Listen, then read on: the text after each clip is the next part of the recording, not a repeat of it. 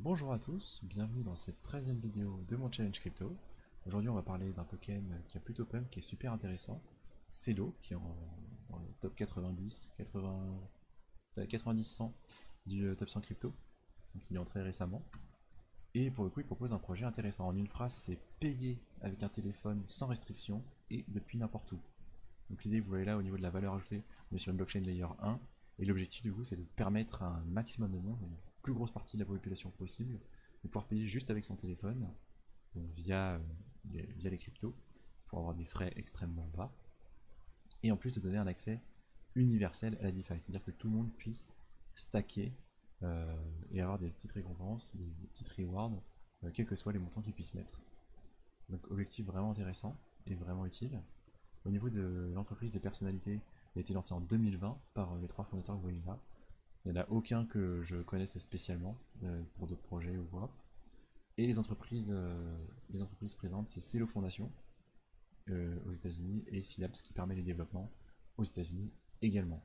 Alors, au niveau de la tech, il y a quand même pas mal de choses à dire. On est sur du proof of stake classique, c'est-à-dire qu'il y a des validateurs, ils possèdent des tokens, ils les gardent en stacking, ça permet de valider les blocs et ils sont récompensés pour ce service.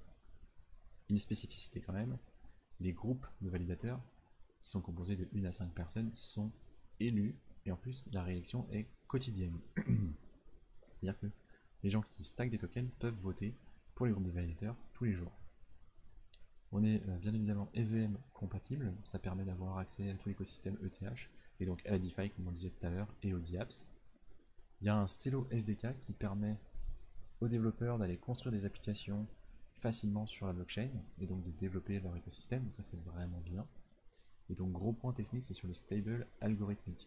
C'est-à-dire que Celo veut proposer des échanges, et donc ils veulent une monnaie qui soit stable. C'est-à-dire que vous avez besoin, pour payer, d'avoir une monnaie qui soit toujours de la même valeur, ou au moins qui vaille la même chose que la monnaie fiat dans votre pays. Donc si vous êtes en Europe, vous voulez une crypto qui est basée sur l'euro. Si vous êtes aux US, vous voulez une crypto qui est basée sur les USDC, sur le dollar, etc., etc. Donc comment est-ce qu'on fait? On produit un stablecoin, il y a différents types de stablecoin, et ici ils ont choisi celui qui est réglé par algorithme. Donc je vais vous décrire un peu ce que c'est, parce que c'est quand même super important. Donc l'idée c'est que l'offre en fait en circulation du stablecoin, elle va évoluer en permanence en fonction en fait de l'offre et de la demande. C'est-à-dire que ils vont soit émettre des tokens s'il n'y en a pas assez, soit s'il y en a trop, en racheter pour le burn. En fait, pour faire en sorte que le CELO USD par exemple a toujours 1 $. Donc comment ils assurent ça? Donc ça n'offre. Le pendant de ça, c'est qu'il n'y a pas de garantie, parce qu'il n'est pas adossé à un actif du coup. C'est pas par exemple comme Tether qui en fait a 1 $ en réserve pour chaque dollar du SDT. Là on n'est pas dans ce cas-là. Là l'équilibrage en fait il est fait par les utilisateurs qui en fait vont automatiquement proposer des arbitrages. C'est-à-dire que l'algorithme va toujours proposer le CUSD à 1 $, mais s'il n'y en a pas assez, le prix va monter, donc vous pourrez le vendre plus cher qu'1 $, donc vous allez le faire parce que c'est intéressant, et inversement, s'il y en a trop, le prix va descendre en dessous de 1 $, et du coup tout le monde va en acheter pour le revendre. On l'a observé d'ailleurs sur Tether lors du DPEG, quand il y a eu quand il y a eu FTX récemment, il est descendu à 0,95, il y a eu énormément de gens qui en ont acheté parce qu'ils savaient que ça allait remonter 1 $ et revendre. Donc là le mécanique c'est exactement ça. Et donc ça marche, c'est régulé par les utilisateurs. Par contre, ça marche tant qu'il y a de la confiance dans le projet, tant qu'il y a de la confiance dans la mécanique. Si on perd la confiance, ben, ça marche plus. Et on peut perdre la parité, et si c'est le cas, on entre dans une spirale et ça se casse complètement la figure. C'est exactement ça qui s'est passé pour, euh, pour le coin de Terra Luna, enfin le stablecoin de Terra Luna. Au niveau de Celo, hein, donc du coup la tokenomique de Celo, supply total 1 milliard, il en reste 53% à émettre, donc plus de la moitié, je trouve que c'est vraiment beaucoup. Mais apparemment l'émission est initiée jusqu'en 2050, donc potentiellement c'est relativement safe. Tendance inflationniste parce qu'il n'y a pas de burn, c'est-à-dire qu'on va rémunérer le proof of stake sans burn, donc il y aura de plus en plus de tokens au fil du temps. Ça personnellement c'est un point qui ne me plaît pas beaucoup. Au niveau de la répartition initiale, ce qu'on peut trouver c'est que 44,5% étaient associés à la fondation et au projet. Les investisseurs ont eu 20%, à savoir qu'ils ont fait des ICO, il y a eu 3 ICO entre 0,18 et 1 $ pour un token. Et des récompenses du coup pour le proof of stake, pour les airdrops, pour les personnes qui ont investi au début, 35%, donc c'est quand même considérable. Au niveau de l'utilité du token, là on est content, il y a plein de choses. Donc le classique trio du proof of stake, hein, le paiement des transactions, la gouvernance, comme on l'a dit tout à l'heure pour le stacking, et la validation du proof of stake. Ça c'est les 3 points classiques. On rajoute à ça le paiement sur les applications. J'ai cité par exemple Valora, Slow Wallet, il y en a évidemment plein d'autres. Et l'arbitrage du CUSD, mais aussi du CEuro, enfin l'arbitrage des différents coins, parce que si vous voulez les acheter et les revendre, il faudra avoir du CELO. Et donc un point important à savoir,